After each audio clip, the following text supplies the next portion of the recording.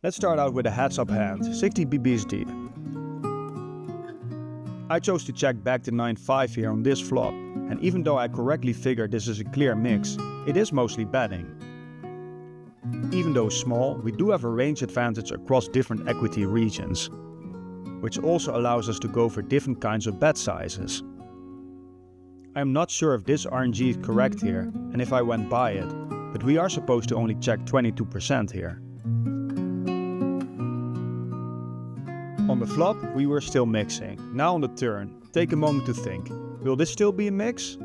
I'll click play and show you what I did while you consider it.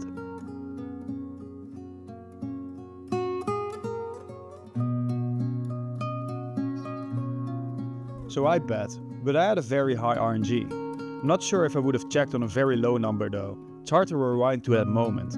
Very much an in the moment kind of player, but I might have. That said, I recognize this is a pretty good spot to bet. And I hope you do too, because the solver agrees. It wants to bet pure, and for a decent sizing too. If we zoom in here and check the EVs, we see it's still pretty close. So a double delay to try to bluff the river isn't like super bad. But it is pretty clear this is a good spot to start bluffing. There are a ton of rivers that are still good spots for us to bluff if we bet right now, especially straight completing cards and diamonds. And if he does come with a polarizing big check raise, we don't have to worry about being blown off a lot of equity. This problem does arise with hands like gut shots or even open-enders, depending on his check raise size. And if we zoom in here, we can clearly see that these have a pretty high checking frequency. These can hit a hand by checking and avoid a somewhat devastating check raise, while our 9-5 can't really hit anything good. It seems like a perfect hand to start bluffing with. This time we cannot delay anymore obviously, but should we bluff here? And should we bluff any combo that we bluffed the turn with and didn't hit this river? I chose to go for the overbet. And we see the solver does pure bluff this combo, mostly for an overbet. And this time it's not even close. Giving this up would be a pretty clear mistake. Blocking the diamond flush draw that may be in his folding range isn't enough reason to give this up. Blocking the 9 is crucial here though. A lot of our overbetting range on this river is 9-8, but also Queen 9.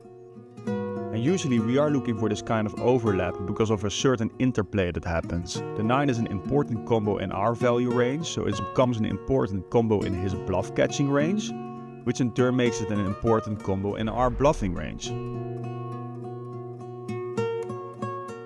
Not unimportantly, he can still have some 9-8 himself. But again, blocking those 10-9s and Queen 9s is way more important in this case. So the 9 is crucial. We can see that combos that don't contain this 9 or 8 for that matter do not bluff pure, even though they also don't have any showdown value. That's another lesson we can draw from this. We can't always bluff this river with every bluff combo that we missed. We need to proportionally balance out our value bets and use this kind of blocker logic to guide our frequencies and to decide whether a combo bluffs pure or not. Let's do a quick hand in between here. Hijack versus big blind, and we get this 2-3-9 two-tone board. It is interesting to see that the big blind is sort of allowed to donk here. We can see the solver doing it 2% of the time. The reason is that he should have a bit of a nut advantage here. We can see he has more sets than us, and he's going to flop some 2 pairs with his 3 deuce suited, while we can't have any 2 pairs on this board. Also, we should mix opening deuces and 3s. So yeah, he is going to have a nut advantage and is allowed to donk. In such a situation, the in-position player usually is going to have a large checking range, which is true here as well, about 50%. If you can assume that the big blind will never donk in a spot, which is likely, the frequency of checking should likely rise above that 50%, because his range is going to be even nuttier, giving us more incentive to check. Our combo is also about 50-50 to check here, and we indeed checked on the number 18. Would you call or fold here?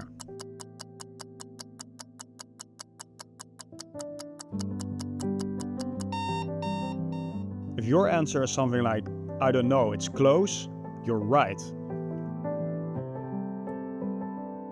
We can see here our combo is mixing against this bet. And on an RNG 31, I should technically fold, Which is what I did, so this time I played my hand perfectly GTO frequency-wise. This hand is a good example of how taking unconventional lines can up your EV drastically later in the hand. Three-handed in position with the blinds, and I'm already going to mix here. GTO Wizard hasn't released multi-way solving yet at this time of recording, but I do think this should be some sort of mix on the flop here. I roll a relatively low 17, low enough for me to check here. Now on this turn we rolled even lower. And even though we do have the flush and should start thinking about extracting value, there are a couple exploitative reasons to still check this one. First of all, many recreationals are going to be leading out too much in this spot with their solid to great hands, weakening their ranges by the time they both checked. Yes, we can get value from an ace of clubs or a 10, but again some of those might have led out already, and we're mostly going to get value from them for one street anyway. Check-raise bluffing is probably also not done enough by them, and not unimportantly, we block a lot of the calls, holding two clubs that are high. If we bet 1/3 here, a lot of players refuse to fold their king or queen of clubs type hands, lowering our potential of extracting value at this turn even further.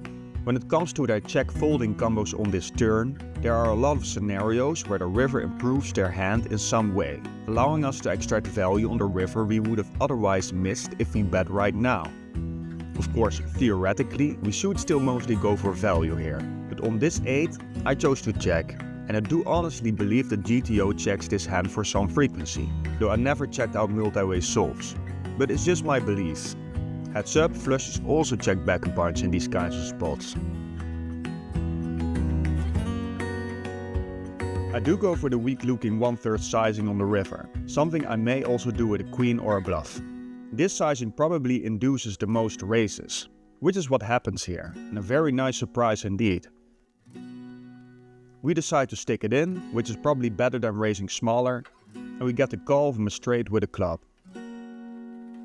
There is a fairly good chance that if we would have bet the turn, he would have just gone call with his straight. And it is likely our unconventional line got max value here. Our check truly upped EV significantly in later notes.